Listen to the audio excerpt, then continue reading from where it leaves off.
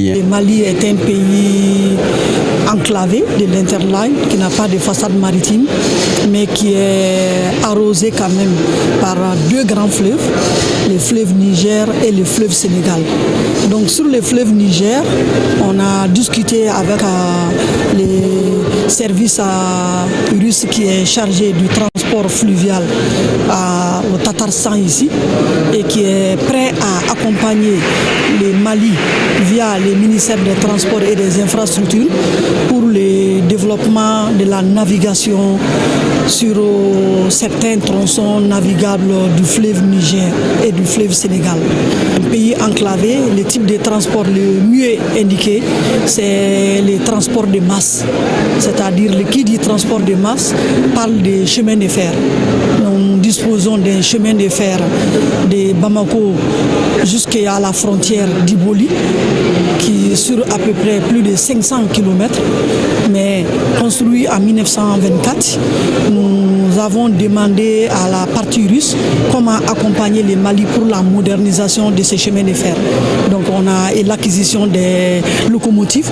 Donc ces aspects ont été discutés, qui ont fait l'objet d'un MOU qui doit être signé entre le Mali via le ministère des Transports et le vice-ministre des Transports de la Fédération de Russie.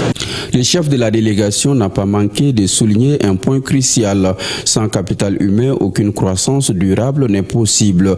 Pour lui, l'investissement dans les compétences et la formation des jeunes générations est aussi vital que les infrastructures et les investissements financiers. Nous allons signer des accords sur toutes ces questions aujourd'hui et demain.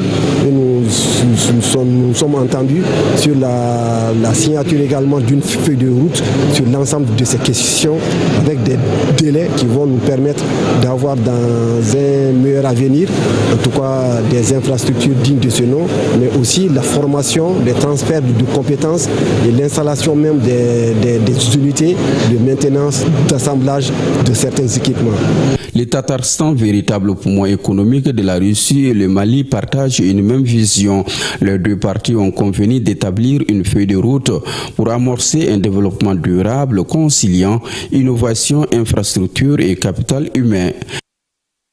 Et le Mali renforce également la confiance de ses partenaires russes dans le secteur des télécommunications. En marge des travaux de la commission intergouvernementale, la délégation malienne a tenu une séance de travail avec des opérateurs russes spécialisés dans les télécommunications et les technologies. Les échanges ont notamment porté sur le développement de partenariats pour la formation des universitaires maliens dans ce domaine stratégique, ainsi que sur l'exploration de nouvelles opportunités de coopération technologique et scientifique. Retrouvons nos envoyés spéciaux. Au cœur de la Fédération de Russie, le regard se tourne vers le ciel. Les satellites ne sont plus de simples engins scientifiques, ils sont devenus des leviers pour le développement des télécommunications. Le Mali, conscient de cette opportunité, scelle un partenariat avec les autorités russes pour l'exploitation des données satellitaires.